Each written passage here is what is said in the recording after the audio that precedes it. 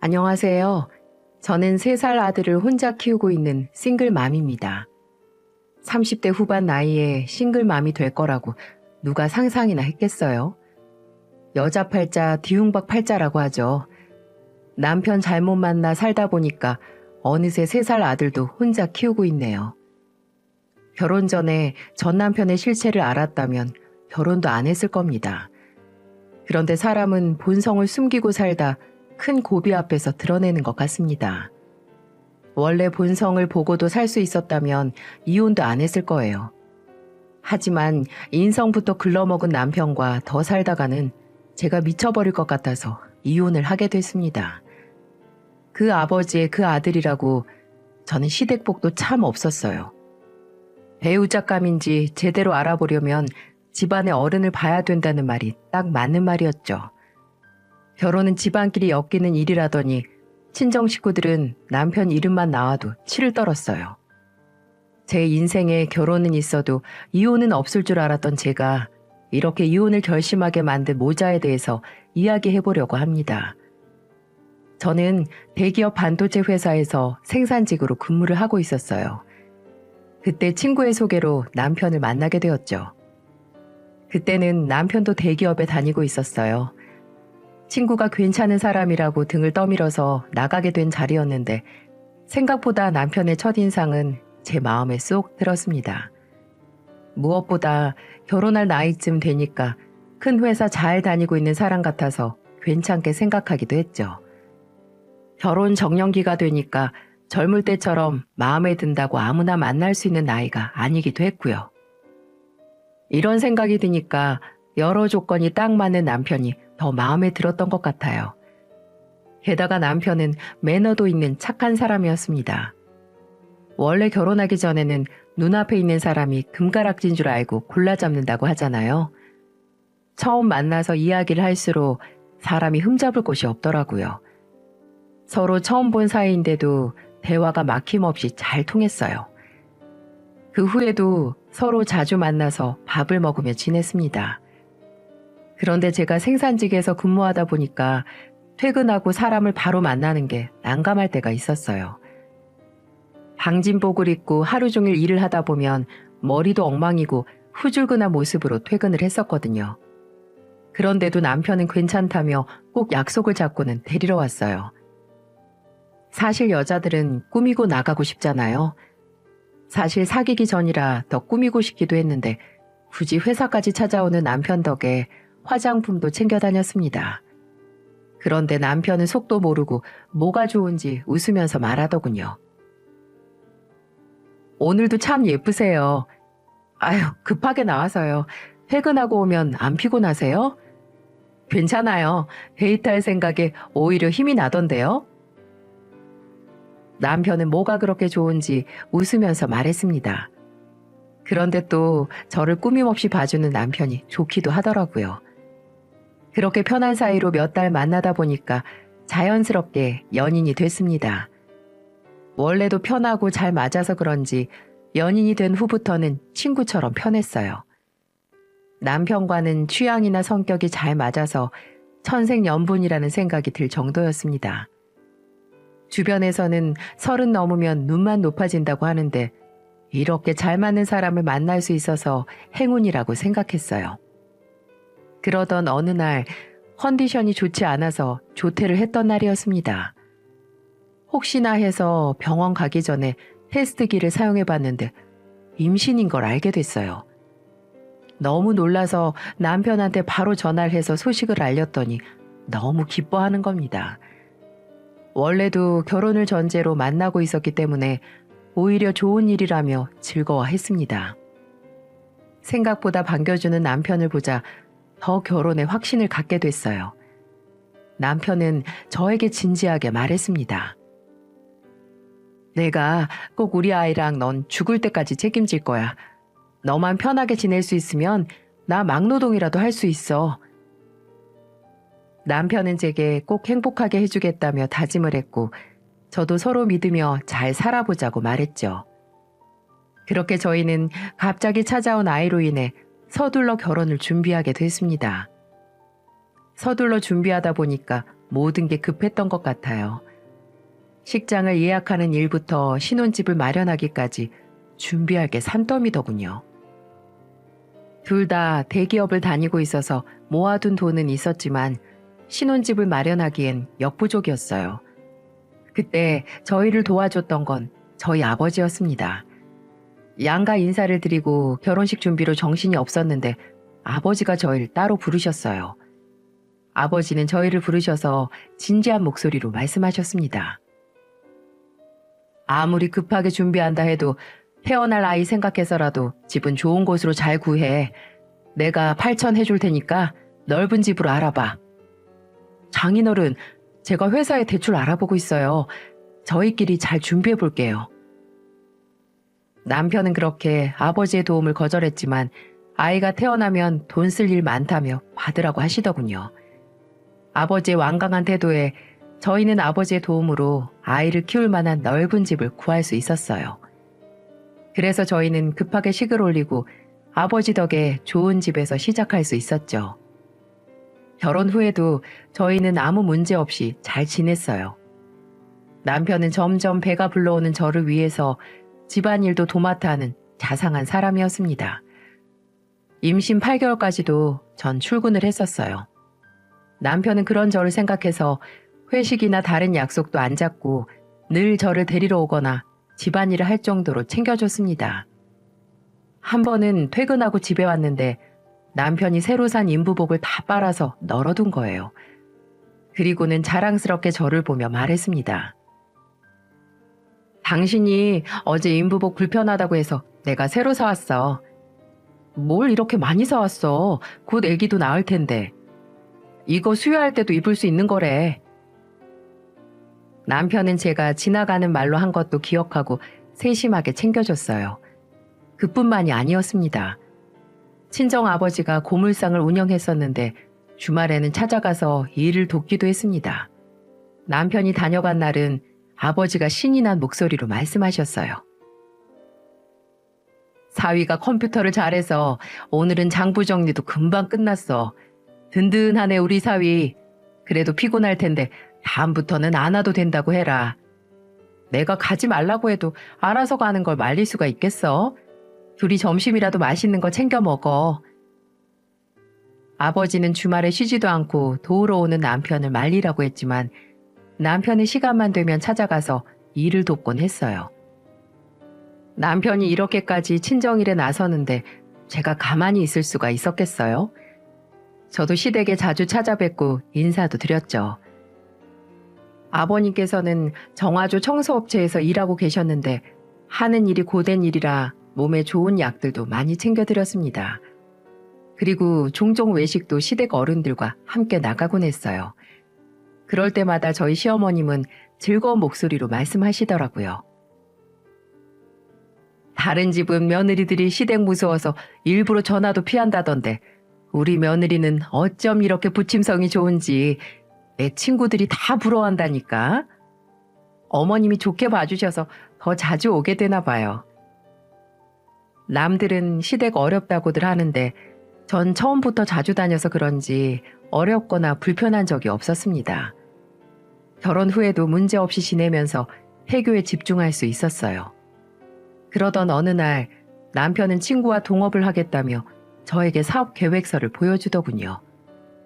잘 알고 지낸 친구가 동업을 제안했는데 웨딩홀의 위치도 좋고 규모도 커서 괜찮을 것 같다며 도전해보고 싶다며 말하는 거예요.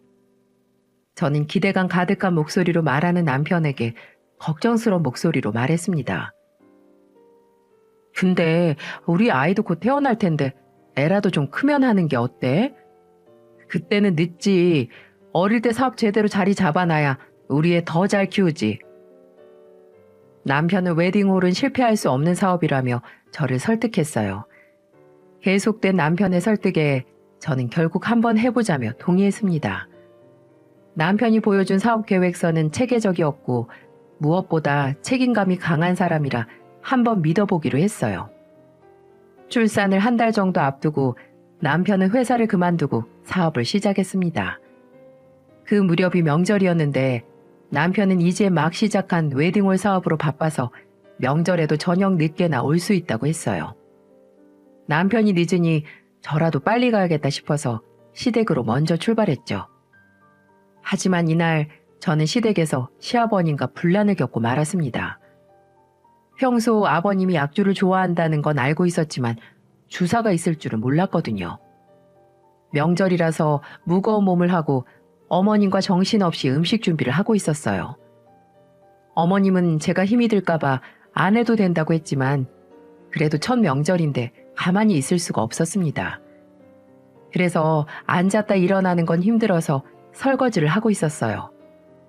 그때 밖에서 친구들과 술을 한 잔 걸친 아버님이 의자 끄는 소리를 내면서 식탁에 앉으며 말씀하시더라고요. 아유, 우리 며느리는 엉덩이가 탱실탱실하고 골반도 넓어서 애는 쏨풍 잘 낳겠다. 이것도 집안의 경사야, 경사.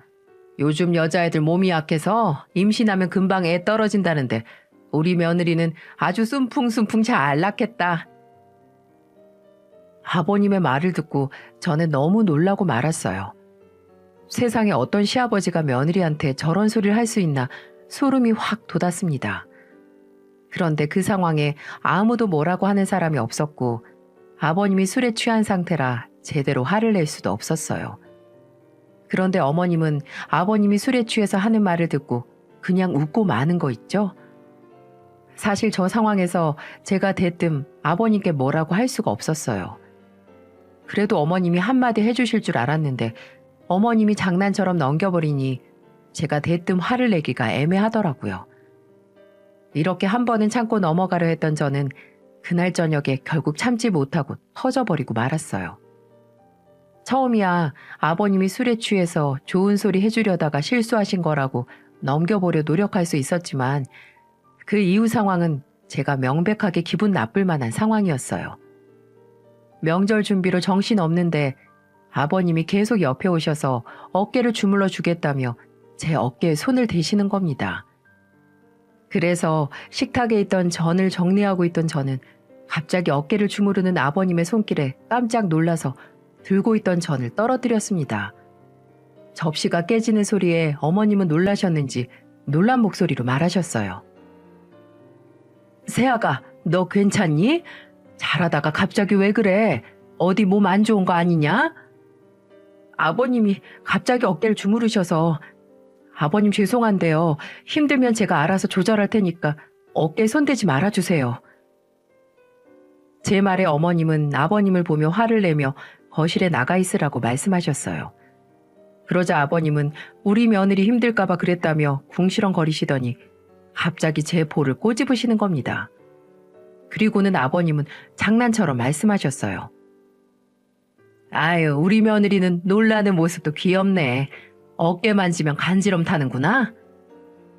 저는 그 순간 온몸에 소름이 돋아서 아버님의 손을 탁 쳐내면서 말했어요. 아버님, 함부로 꼬집거나 어깨 주무르시는 거 삼가해 주세요. 아까도 저한테 애 잘 낳겠다는 둥 하셨던 말 불쾌했어요. 그리고 이렇게 손대는 것도 불편하고 보기도 안 좋아요. 힘들면 제가 알아서 조절할게요. 더 이상 참지 못한 저는 아버님께 제 의견을 정확히 표현했어요. 그러자 아버님은 갑자기 표정이 변하시더니 저를 노려보다가 거실로 가셨습니다. 아버님이 주방을 떠나시고 어머님과 단둘이 있는데 어머님이 제게 다그치듯 말했어요. 그래도 네 시아버지가 너 걱정돼서 그런 건데 너무 정색하면서 말하는 거 아니야? 어머님, 걱정돼서 그러셨더라도 제가 불편하면 안 그러셔야 한다고 생각해요. 만약에 제가 지금 말씀 안 드리면 앞으로도 아버님이 계속 그러실 텐데 미리 정확하게 말씀드리는 게 나을 것 같아서요. 어머님은 제 말을 들으시고는 네가 임신을 해서 예민한 거라며 말씀하셨습니다. 그런데 이 상황에 임신을 하고 말고를 떠나서 너무 기분 나쁠 일 아닌가요? 제가 딸 같은 며느리로 지냈다고 해서 진짜 딸은 아니잖아요. 그래도 아버님께 정확히 말하고 난 후부터는 아버님은 저를 쓸데없이 툭툭 치거나 하지 않으셨어요. 사실 정확히 말하면 저를 본체 만체하면서 아예 투명인간처럼 대하는 것 같았죠. 그래도 저는 아버님과 괜히 부딪히는 것보다 100번 낫다고 생각하면서 열심히 어머니를 도와드렸습니다. 그리고 그날 저녁 뒤늦게 온 남편은 분위기 파악도 못하고 식구들과 사업 이야기를 하더라고요. 아버님은 남편의 사업이 잘 되고 있는 게 신나셨는지 갑자기 저를 부르더니 이렇게 말씀하시더군요. 아니 며느리, 넌 남편 일하고 들어왔으면 술상이라도 대령해야지. 밖에서 큰일하고 왔는데 안 사람이 저렇게 뻣뻣해서야 어디 쓰나 몰라. 아버님은 저를 보며 술상을 차려오라고 하셨고 어머님은 또 저런다며 그냥 자기가 하겠다고 하셨어요. 그러자 아버님은 자리에서 벌떡 일어서더니 며느리를 두고 왜 마누라 술상을 받냐며 화를 내셨습니다. 남편은 갑작스런 상황에 자기가 하겠다며 주방으로 왔어요. 아버님은 자기 아들이 상을 차리겠다는 것도 마음에 안 드셨는지 저 들으라는 듯이 궁시렁거렸습니다. 저게 나한테도 말대답 따박따박 하더니 남편을 아주 잡고 사나 보네. 저는 또 아버님의 말에 화가 치솟았어요. 하루 종일 없는 사람 취급하더니 이제는 자기 아들 잡고 산다며 타박을 하는데 화가 안 나겠습니까? 그래서 저는 아버님을 똑바로 보며 말했죠. 저녁 때 이미 식구들 밥은 다 차려서 먹었잖아요. 그럼 술상은 먹고 싶은 사람이 해야죠. 그러자 아버님은 갑자기 노발대발하며 화가 잔뜩 난 목소리로 말씀하셨습니다. 며느리라고 좀 예뻐해줬더니 아주 기어오르네. 뭐가 그렇게 잘나서 말대답이야? 덜컥 임신해서 우리 아들 발목 잡아서 결혼한 주제에 우리가 반대했으면 네가 지금 여기 있을 것 같아?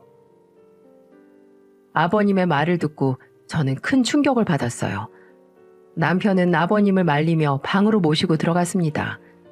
그리고 끝까지 저에게 막말을 퍼붓던 아버님의 말을 듣다가 눈물을 흘렸어요.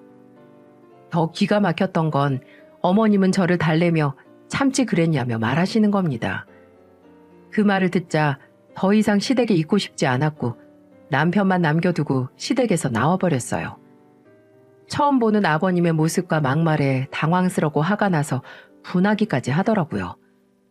앞으로 시댁과 어떻게 지내야 하나 걱정이 들기도 했습니다. 뒤늦게 집으로 온 남편은 저를 달래줬고 아버지가 실수했다며 대신 사과를 하더군요. 하지만 저는 아버님과 제 사이에 있던 문제니까 나중에 아버님과 따로 이야기해보겠다며 말했습니다. 남편은 그래도 자기가 늦게 와서 미안하다며 연신 사과를 하더라고요. 그리고 어머님이 미안했다며 문자를 보내주셨고 아버님은 자기가 제대로 말하겠다며 저를 달래주셨습니다. 아버님만 끝까지 아무런 말도 없으셨지만 어머님의 문자를 받고 마음을 가라앉혔죠. 어머님의 문자에 저도 감사하다며 답장을 드렸고 첫 명절은 그렇게 소란스럽게 지나갔습니다. 그리고 몇 달 뒤 저는 출산을 했고 건강한 남자아이를 낳을 수 있었어요. 남편의 사업도 꽤 잘 자리 잡아서 꾸준하게 매출도 나와서 잠시나마 풍족하게 지냈습니다. 그런데 저희 아이의 돌이 지나고 비상시국이 터지면서 남편의 사업은 휘청거리기 시작했어요. 거리두기로 결혼식의 취소가 늘었고 여기저기 환불해주고 위약금까지 감당하느라 힘들어져만 갔습니다.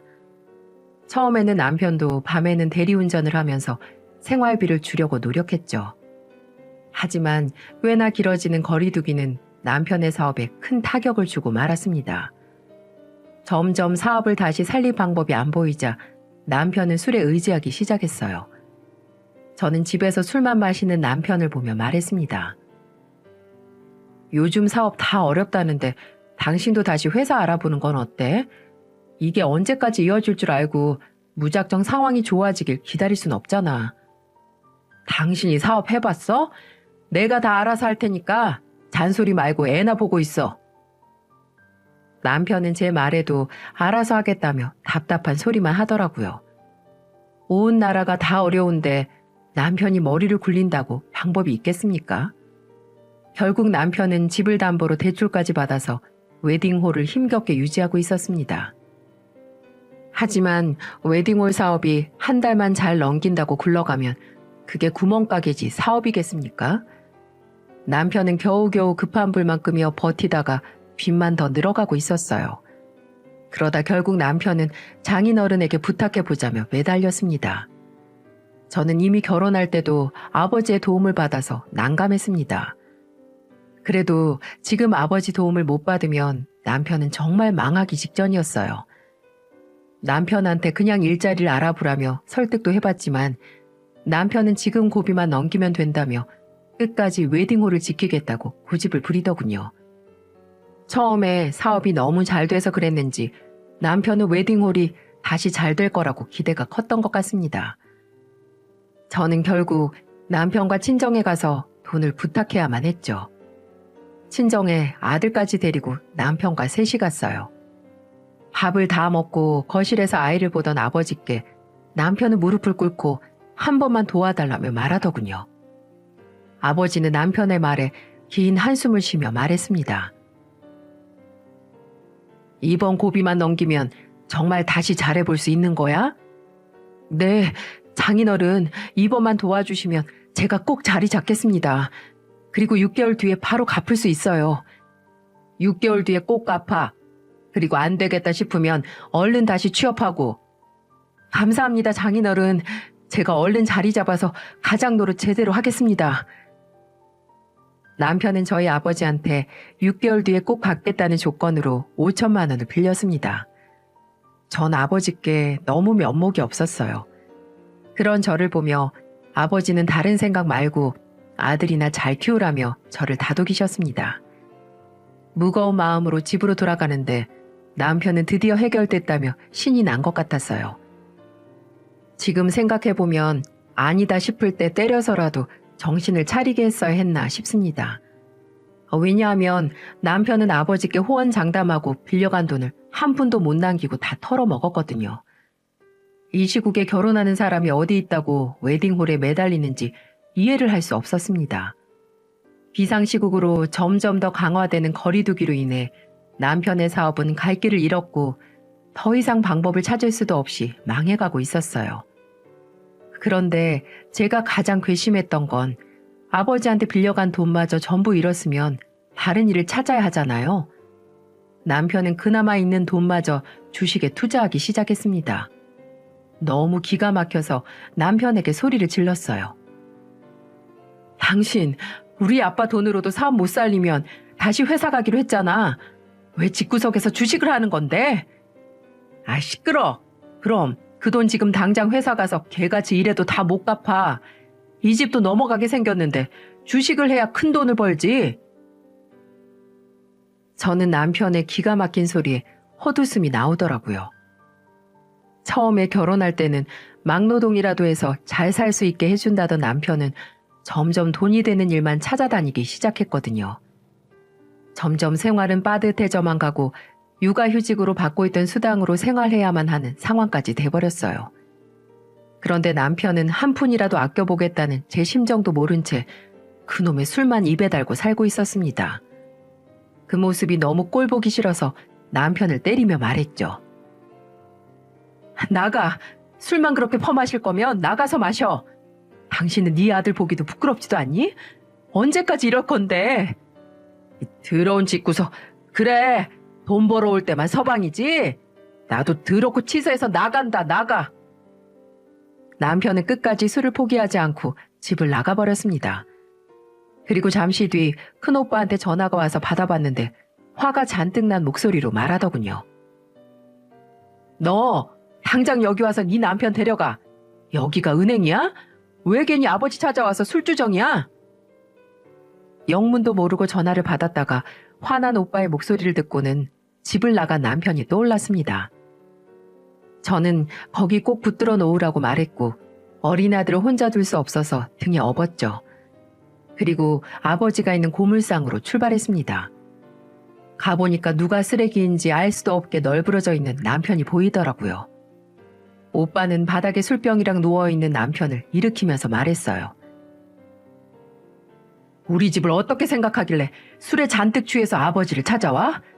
돈 맡겨놨어? 저번에 빌려간 돈도 안 갚았다며? 대체 그놈의 웨딩을 언제까지 하려고? 일단 내가 잘 말할게. 오빠 정말 미안해. 너는 애까지 없고 여길 왜 와? 지금 술 잔뜩 취해서 너 혼자 못 데려가. 친오빠랑 쓰러진 남편을 보면서 걱정 중인데 사무실에 들어갔던 아버지가 나오셨어요. 그때 남편은 비틀거리며 다시 일어나더니 아버지를 보며 큰 소리를 쳤습니다. 아이, 이깟 고물상 좀 하는 게 뭐 대단한 거라고 날 무시하세요?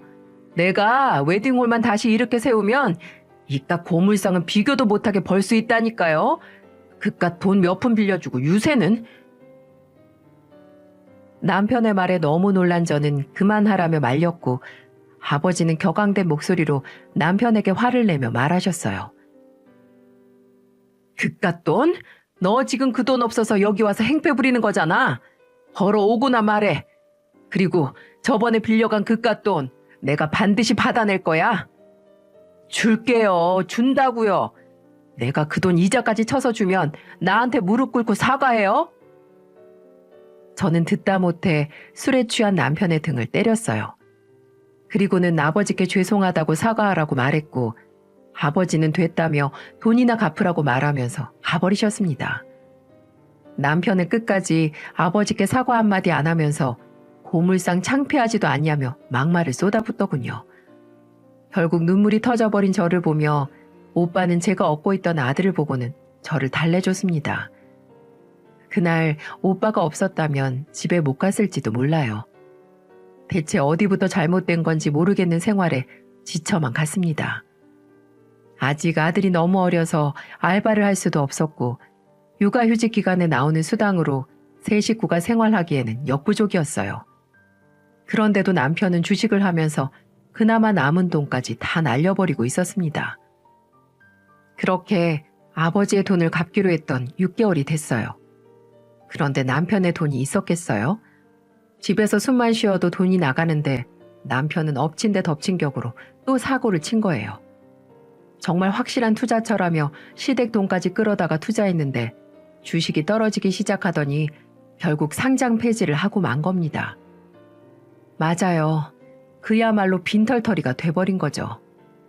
상황이 이렇게 됐는데 남편에게 돈이 있겠습니까? 남편은 다급한 목소리로 저에게 돈 좀 달라며 매달렸습니다.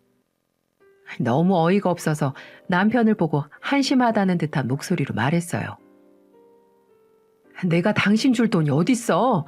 지금 내 새끼랑 딱 먹고 죽을래도 돈이 없는데.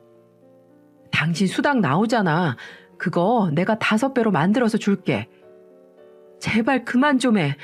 당신이 생활비 안 주기 시작한 게 얼마나 오래됐는지 알아? 지금 쥐꼬리만한 육아휴직 수당으로 세 식구 겨우 먹고 사는 거야. 제 말을 듣고 남편은 망연자실한 얼굴로 또 술을 찾았고 저는 이제 말릴 힘도 없어서 아들을 데리고 집을 나와버렸어요. 계속 술만 마시는 남편을 보자 첫 명절 때 술 먹고 행패 부리던 아버님의 모습이 떠오르더군요. 결국 아들은 아버지를 닮고 크는 건지 남편은 이제 술 없이는 잠도 못 잘 정도로 술에 중독된 사람 같았어요. 집 밖에서 아들을 얻고 괜히 걸어 다니는데 아버지한테 전화가 오길래 받았더니 지금 남편을 만나러 저희 집으로 오겠다며 말씀하셨습니다. 아버지의 전화를 받고 부랴부랴 집으로 갔는데 남편은 된장찌개까지 끓여서 술을 마시고 있었어요. 저는 아버지가 온다고 다급하게 말했는데 남편은 태평한 목소리로 말하더군요. 뭐 대단한 사람 온다고 난리야? 당신 말 똑바로 못해? 돈 없으면 무조건 잘못했다고 빌어. 제 말에도 남편은 코웃음을 치고는 술을 마셨습니다. 저는 술상도 뺏고 싶었는데 아버지가 온다는 말에 집안 정리를 하다 결국 뺏지도 못했어요. 그 사이 아버지가 도착하셨고 아버지께 어색한 인사를 했습니다. 그런데 남편은 아버지가 왔는데도 인사할 생각도 없이 술을 마시고 있었어요. 아버지는 작정이라도 한 사람처럼 남편 앞으로 걸어가서 말했습니다. 돈은 준비해놓고 술 마시는 거지? 그깟 돈 이자까지 쳐서 갚는다며? 아이, 고물상 사장이 돈 또 기올랐나? 나 돈 없어요. 그렇게 돈 받아내고 싶으면 여기 있는 가전제품 다 가져가세요. 고물상에서는 이런 것도 다 돈이잖아요. 그리고 냄새 나는 것 같은데 웬만하면 전화로 말하시죠. 거지들이 하는 천박한 직업이라 예절도 모르나. 남편은 아버지를 무시하는 말을 하면서 실성한 사람처럼 웃더니 먹고 있던 밥상을 엎어버리는 겁니다. 그리고는 아버지를 똑바로 쳐다보며 심한 말을 하더군요. 내가 그래도 대학 잘 나와서 대기업 다니던 사람인데 쓰레기로 먹고 사는 그쪽이랑 같은 급인 줄 알아요? 아버지는 남편의 말에 더 이상 화를 참지 못하고 남편의 뺨을 내리쳤습니다. 너무 놀란 저는 말문이 막혀버렸어요. 아버지는 큰오빠와 저를 키우면서 오빠도 때려본 적이 없는 분이셨거든요. 자식들을 키우실 때도 매 한 번 들어본 적 없던 아버지는 망나니 같은 사위를 때리고도 분이 안 풀리는 듯 말하셨어요. 너 분명히 결혼할 때 내 딸 고생 안 시킨다고 말했었지? 그리고 돈 빌려갈 때도 6개월 뒤에는 갚을 수 있다고 큰소리 떵떵 치더니 네 바닥이 딱 이 정도였던 놈이네. 이런 재활용도 안 될 멍청이 같은 사위를 내가 그동안 사위라고 두고는 절대 못 살아. 당장 이혼해. 아버지는 저를 보면서도 당장 이혼 준비하라고 강하게 말하셨고 남편은 더러운 집구석이라며 끝까지 행패를 부렸어요. 사실은 저도 남편이 알코올 중독처럼 변해가는 모습에 지쳐 있었고 이혼을 해야 하나 고민이 깊어져만 갔습니다. 그때 아버지께 두 눈 부릅뜨고 무시하면서 상까지 얻고 막말하는 남편을 보자 이혼을 결심하고 있었어요. 그런데 아버지까지 나서서 이혼하라고 하니 저야말로 망설일 게 없었습니다. 우선 아버지께는 제가 알아서 하겠다며 돌려보낸 뒤 남편에게 이혼하자며 제대로 말했어요. 대체 남편은 믿을 구석 하나 없으면서 끝까지 저희 식구들을 무시하며 말하더라고요. 술까지 먹어서 꼬부라져가는 발음으로 제게 이렇게 말하더군요. 그래, 나 같은 사람 놓치고 온 가족이 쓰레기 팔아서 잘 먹고 잘 살아라. 결혼할 때 8천씩 해주길래 뭐 좀 있는 집안인 줄 알았더니 있는 거라고는 쓰레기 잔뜩 있는 고물상뿐인 줄 몰랐다 나도. 이혼해. 내가 꼭 성공해서 그 고물상부터 확 없애버릴 거야. 저는 남편의 말에 코웃음이 나왔어요. 남편은 고물상이 얼마나 돈이 드는지도 모르고 무시하고 있었습니다. 아버지는 동네에서도 손가락 안에 드는 알부자였거든요. 오랜 세월 운영해온 덕에 매출도 꾸준히 나오고 어지간한 회사 부장님들 월급은 비교도 안 될 만큼 잘 먹고 잘 사는 분이셨습니다. 그래서 사업을 오래 해온 아버지 눈에는 남편의 사업이 망할 게 뻔해서 안 도와주셨던 거죠. 그래도 마지막으로 한 번 도와주고 깔끔하게 사업을 접게 하려고 했던 건데 남편은 본색을 드러내고 만 겁니다. 게다가 어린 아들 두고도 술만 퍼마시는 남편을 누가 같이 살고 싶겠습니까? 저는 이혼하고 복직하면 아들과 충분히 살 수 있을 것 같았고 이혼을 하기로 했어요. 그런데 남편은 끝까지 더럽고 치사하게 나왔습니다. 갑자기 태도를 바꾸더니 저를 보면서 협박하듯 말했어요. 이혼은 장인어른이 먼저 꺼냈는데 나한테 위자료라도 줘야지. 괜히 소송으로 힘 빼지 말고 곱게 이혼하고 싶으면 돈이나 줘봐. 닥쳐. 내가 밑빠진 독에다가 물 붓는 사람인 줄 알아? 좋은 말로 할 때 이혼이나 준비해. 남편의 돈 타령에 저는 기등으로도 안 들었어요. 집에서 당장이라도 내쫓고 싶은 마음뿐이었습니다. 그리고 다음날 시댁에서 전화가 걸려왔어요. 그 아버지의 그 아들이 딱 맞는 말인 게 아버님도 술을 잔뜩 먹고 전화를 걸었습니다. 술 취한 사람이랑 대화하고 싶지 않았는데 아버님은 제게 다짜고짜 저에게 화를 내며 말했어요. 평소에도 시아버지 취급도 안 하더니 네 서방도 내쫓겠다는 거냐? 이쁘다고 해줘도 난리, 남편이 일 좀 해보겠다고 해도 난리. 집구석에서 네가 그러고 사니까 잘 나가던 사업이 망하지. 우리 손주 놓고 네 몸만 나가. 그지 같은 집구석 만나서 우리 아들 앞길 제대로 막았네. 저는 아버님의 말에 기가 막혀서 그동안 참아오던 말을 했습니다. 저희 아버지는 남편을 도와주고도 무시라는 무시는 다 받으셨는데 저야말로 시댁에서 도움받은 거라고는 일절 없는 사람이었거든요. 그래서 저는 남편 앞에서 남편 들으라는 듯이 아버님께 큰 소리로 말했어요. 정화조 청소일 하면 똥인지 된장인지 알 때도 된 거 아니세요? 그리고 제 남편 보니까 아버님 자식 제대로 잘못 키우셨어요. 그런데 무슨 손주를 데려가세요? 똥 치우는 일로 뭐 얼마나 버신다고요? 앞으로는 아들이 벌려놓은 똥도 같이 치우면서 사세요. 제 말이 끝나자 아버님은 노발대발 화를 내셨고 남편은 저에게 걸어오더니 제 머리채를 잡았습니다. 예상치 못한 상황에 놀랐는데 남편은 제 머리채를 잡고 흔들면서 말했어요. 아주 못 빼어먹은 티가 여기서 나오네. 애비고 딸년이고 몸 쓰면서 일하니까 머리가 안 돌아가지? 당장 우리 아버지한테 가서 사과해. 어디 쓰레기 파는 집구석이 우리 집을 무시해? 그러는 당신은 뭐 대단한 집구석이라고. 나야말로 당신네 집 돈 한 푼 없는 집인 줄도 몰랐어. 남편은 머리채를 잡고 더 세게 흔들었고 저는 아픔을 꾹 참고 경찰에 신고했습니다. 신고하고 10분 뒤 경찰이 들이닥쳤고 남편이 제 머리채를 잡고 있는 걸 보자 남편을 제압했습니다. 경찰은 남편을 가정폭력으로 체포했고 결국 경찰 조사를 받게 됐어요. 그리고 저는 남편과 합의해주지 않고 거주지 이내 접근금지 요청과 전화까지도 못 걸도록 조치를 취했습니다. 그랬더니 어머님은 그제야 저한테 전화를 하셔서 이렇게 말했어요. 우리 아들 한 번만 봐줘. 너무 힘들어서 뭣도 모르고 그랬는데 가정폭력으로 보내버리면 어떡하니? 내가 그러지 말라고 할 테니까 네가 한 번만 딱 참아주면 안 되겠니? 어머님, 그때 아버님이 명절에 저한테 불쾌하게 대할 때도 참으라고 그러셨죠? 그리고 잘 말한다고 하셨는데 아버님 그때 저한테 전화해서 저희 집 완전히 무시하면서 또 막말하셨어요.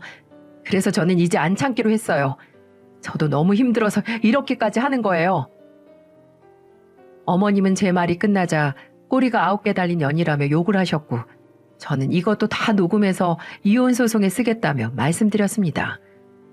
그러자 어머님은 다시 한번 사과를 하다 지치셨는지 그냥 전화를 끊으셨어요.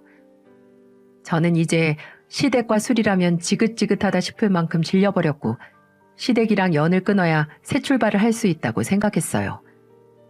남편과는 소송을 통해서 이혼을 진행했고 결국 경제적 능력도 없고 가정폭력까지 일삼는 남편은 양육권을 포기해야만 했어요. 저는 복직하면 다시 일할 수 있지만 남편은 다 망해가는 사업만 있고 나이도 있어서 취업을 하기가 어려운 상태였습니다. 그러니 법원에서도 제 손을 들어준 거예요. 아버님은 끝까지 인정 못한다며 화를 내셨지만 어쩔 수 있겠습니까? 저는 소송을 끝내고 남편에게 비웃듯 말했죠. 앞으로 양육비나 꼬박꼬박 보내. 그리고 우리 아버지한테 빌려간 5천 꼭 갚어. 그깟 돈이라며 꼭 이자까지 쳐서 무조건 갚아. 남편은 제게 매달리며 이혼을 다시 생각해보면 안 되겠냐고 매달리더군요. 하지만 이미 본색을 드러낸 사람과 어떻게 살 수 있겠어요? 매달리는 남편 매몰차게 떨어뜨리고는 친정으로 갔습니다. 저는 이혼하던 날이 제 인생에서 가장 잘한 선택이라고 생각합니다. 능력이 있고 없고를 떠나서 사람 귀한 줄 모르는 사람과 어떻게 미래를 그리겠어요? 이혼하고 나니까 저는 훨씬 더 삶이 편해졌습니다. 친정에서 아들을 봐주고 저는 복직해서 예전보다 생활비도 여유롭게 쓸 수 있어졌죠. 남편은 어떻게 됐는 줄 아세요? 그놈의 웨딩홀 한번 살려보겠다고 어머님 쌈짓돈까지 다 털어가서 결국 쫄딱 망하고 폐업을 하고 말았습니다. 처음부터 다른 길을 찾아봤다면 이 정도로 망하지도 않았을 거예요. 결국 남편은 신용불량자 신세가 돼서 시댁에 얹혀 살고 있다고 들었어요. 이 소식을 들은 저희 아버지는 호탕하게 웃으면서 말씀하셨어요. 그놈의 자식, 내가 그렇게 될 줄 알았어. 재활용도 안 될 놈이라니까. 너 양육비 제대로 받기 전까지 절대 네 아들 보여주지 마. 저는 아버지의 말에 얄짤 없다며 맞장구를 쳤습니다. 남편은 파산을 하고 개인 회생을 한다는 말까지 들렸어요. 이 소식을 다 어떻게 자세히 알았냐고요? 아버님이 시도 때도 없이 전화해서 자기 아들이 힘드니 제발 다시 살아달라며 전화를 하셨거든요. 전화가 올 때마다 남편에 대해 이렇게 말하셨어요. 우리 아들 이제 개인 회생까지 하는데 예정을 생각해서라도 같이 살면 안 되겠니? 그래도 처자식이 있으면 다시 마음 잡고 잘 살 수도 있잖아. 제가 왜 아버님 똥을 같이 치우고 살아요? 아버님 아들이 싼 똥은 아버님이 치우셔야죠. 그리고 아버님 아들은 저희 집 고물상 한다고 얼마나 싫어했는데 합칠래야 합칠 수가 없어요. 저도 이제는 똥만 싸는 집이랑은 엮이기 싫으니까 양육비 이야기 아니면 전화도 그만해주세요. 저는 아버님께 전화도 그만해달라며 거절하고 끊어버렸습니다. 그렇다고 전화 안 할 위인들도 아니고 남편도 잊을만 하면 전화해서 다시 자기를 받아달라며 애걸복걸 했어요. 처음에는 이혼이 뭐가 대수인가 싶다가 아들을 보면 아빠를 뺏은 것 같아서 미안하기도 했습니다. 하지만 저런 무책임한 아빠라면 없는 게 낫다고 생각했어요. 그동안 여기 채널도 꾸준히 보고 있었는데 댓글을 보다 보면 한심한 남편 끌어안고 사는 것보다 이혼이 100번 낫다는 글들을 보면서 힘이 나더라고요. 그래서 이제는 아빠의 빈자리만큼 자랑스러운 엄마가 되려고 노력하고 살고 있어요. 나중에 크면 아들도 엄마 마음 알아줄 거라고 생각합니다. 앞으로도 마음이 약해지면 여기서 큰 힘을 얻으려고 긴 사연 보냈어요. 모두 제 사연 잘 들어주셔서 감사합니다. 날씨가 너무 좋은 요즘인데 가족들과 모두 행복하길 바랄게요.